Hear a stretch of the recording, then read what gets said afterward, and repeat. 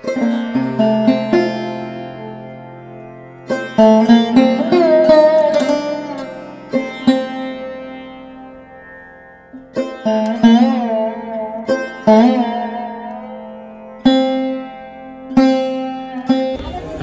বন্ধুরা, আমরা এতদিন উত্তর ভারত, পূর্ব ভারত, মধ্য ভারত, নর্থ ইস্ট ইন্ডিয়া সব কিছুই পরিদর্শন করেছি। তবে আমাদের দক্ষিণ ভারতটা বরাবরই ফাঁকা থেকে গিয়েছে।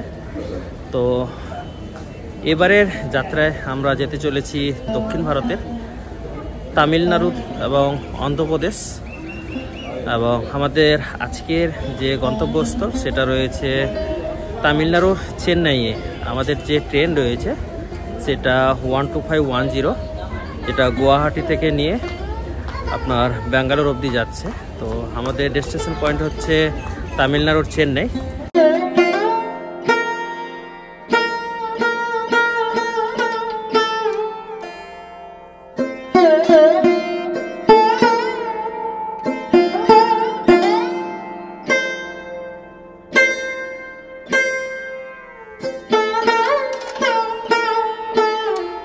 সুপ্রভাত বন্ধুরা, ফাইনালি আমরা এখন পৌঁছে গেছি চেন্নাইয়ের যে পিরাম্বর স্টেশন আছে সেখানে। এখন ঘড়িতে বাজে আমাদের প্রায় ভোর 4টা। আমাদের ট্রেন পৌঁছানোর কথা ছিল 3:05। তো যাই হোক, 1 ঘন্টা লেট হয়েছে। এখন আমরা এখান থেকে সরাসরি ট্যাক্সি বুক করে তারপর চলে যাব আমাদের যে গোপালাপুরম সেখানে। তারপরের যে চেন্নাই ট্যুরটা সেখান থেকে আমি আপনাদেরকে পরিদর্শন করাবো। বন্ধুরা, আপনারা তিরুপতি মন্দির দর্শন করতে যান বা রামেশ্বরম মন্দির, আপনাদের কিন্তু সেন্ট্রাল পয়েন্ট থাকছে চেন্নাই। চেন্নাইয়ের একদিকে হচ্ছে তিরুপতি এবং ঠিক উল্টো দিকে হচ্ছে রামেশ্বরম। চেন্নাই থেকে তিরুপতি যাওয়ার যাত্রা অলমোস্ট 4 ঘন্টার। আপনারা যদি চেন্নাই থেকে তিরুপতি বন্দে ভারত এক্সপ্রেসে যান তাহলে চেন্নাই সেন্ট্রাল রেলওয়ে স্টেশন থেকে বন্দে ভারত এক্সপ্রেস পেয়ে যাবেন, যার তিরুপতি অবধি ভাড়া হচ্ছে অলমোস্ট 500 টাকা সামথিং। আর যদি অন্যান্য ট্রেনে যেতে চান তাহলে 100 থেকে 200 টাকার মধ্যে আপনারা টিকিট পেয়ে যাবেন। আর যদি বাস যাত্রা করতে চান তাহলে বাসের ক্ষেত্রেও প্রায় 4 ঘন্টাই সময় নেবে এবং সেক্ষেত্রে আপনাদের টিকিট মূল্য হচ্ছে 180 টাকা। বাসের সময় এবং নর্মাল ট্রেনের সময় দুটো অ্যাপ্রক্স সমান। আর বন্দে ভারতের সময় আপনাদের প্রায় অর্ধেক, মানে 2 থেকে 2.5 ঘন্টার মধ্যে বন্দে ভারতে আপনারা তিরুপতি মন্দিরে পৌঁছে যাবেন। আপনারা তিরুপতি পৌঁছানোর পর সেখানে মন্দিরে যাওয়ার জন্য অবশ্যই আপনারা টোকন কেটে নেবেন। তিরুপতি মন্দিরে দর্শন করার 3টে পথ রয়েছে। প্রথম উপায় হচ্ছে অনলাইন টোকন, যেটা 2 মাস আগেই বুক করতে হয়, যেটা পাওয়ার সম্ভাবনা খুব কম। তারপর রয়েছে সর্বদর্শন, যেটা আপনারা বিষ্ণু নিবাস বা শ্রীনিবাসে গেলে সেখান থেকে একদম বিনামূল্যে শুধুমাত্র আধার কার্ড দিলেই আপনারা সেই টোকন পেয়ে যাবেন এবং সেই টোকনে যে সময় দেওয়া থাকবে, তারিখ দেওয়া থাকবে, সেই অনুযায়ী আপনারা মন্দিরে দর্শন করতে পারবেন। আরেকটা হচ্ছে ফ্রি দর্শনম। এই দর্শনমের মাধ্যমে আপনারা কোনো টোকন ছাড়াই অনায়াসেই ফ্রি লাইনে দাঁড়িয়ে যান এবং আনুমানিক 10 থেকে 12 ঘন্টার মধ্যে আপনাদের দর্শন হয়ে যাবে তিরুপতি বালাজির। আপনাদের মন্দির দর্শন করার সময় যে 8-10 ঘন্টা 12 ঘন্টা লাইনে দাঁড়াতে হবে, সেখানে কিন্তু আপনাদের সম্পূর্ণরূপে ভোজনের বন্দোবস্ত থাকছে। তাই ভেতরে আপনাদের ভোজনের কোনো রকম চিন্তা করার বিষয় নেই। শুধু ভোজন নয়, সেখানে আপনারা বিশ্রামেরও ব্যবস্থা পেয়ে যাবেন। তো এইভাবে আপনারা অনায়াসেই তিরুপতি মন্দির দর্শন করে আবার চেন্নাই ফেরত চলে আসতে পারবেন। চেন্নাই এসে এবার বন্ধুরা পরের দিন আপনারা প্ল্যানিং করে নিন রামেশ্বরম যাওয়ার জন্য। রামেশ্বরম যাওয়ার জন্য আপনারা চেন্নাই এগমোর স্টেশন থেকে রামেশ্বরমের সরাসরি ট্রেন পাবেন না, তবে মণ্ডপমের ট্রেন পেয়ে যাবেন, যার ভাড়া আনুমানিক স্লিপারে 400 টাকার মতো পড়বে এবং এর যাত্রাপথ হচ্ছে প্রায় 12 ঘন্টা।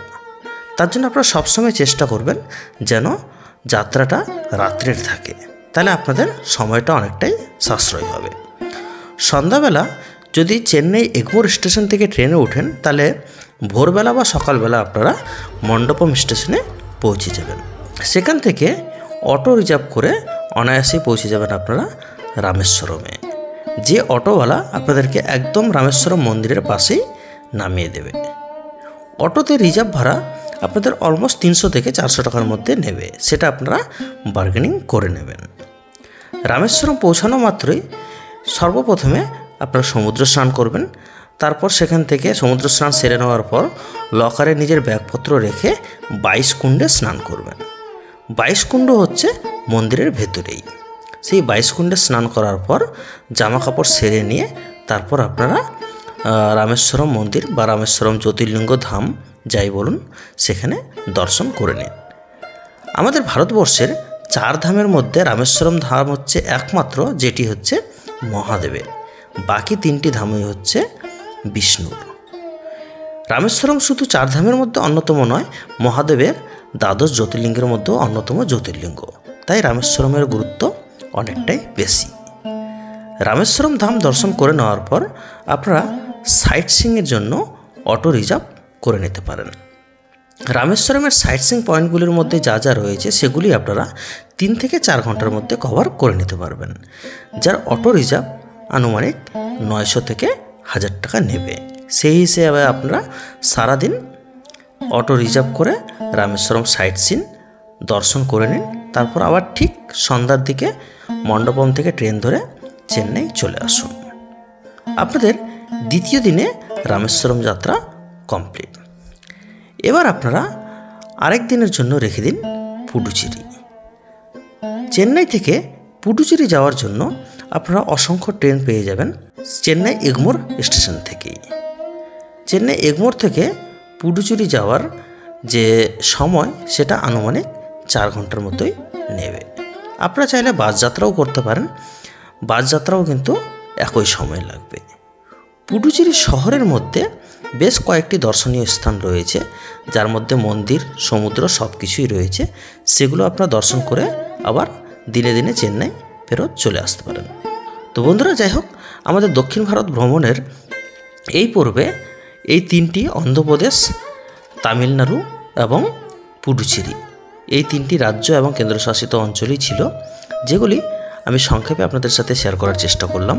তো আপনাদের ভিডিওটি কেমন লেগেছে অবশ্যই কমেন্ট বক্সে জানাবেন, এবং যদি আপনাদের অ্যাডিশনাল কোনো সহায়তা দরকার পড়ে অবশ্যই কমেন্ট বক্সে জানাবেন।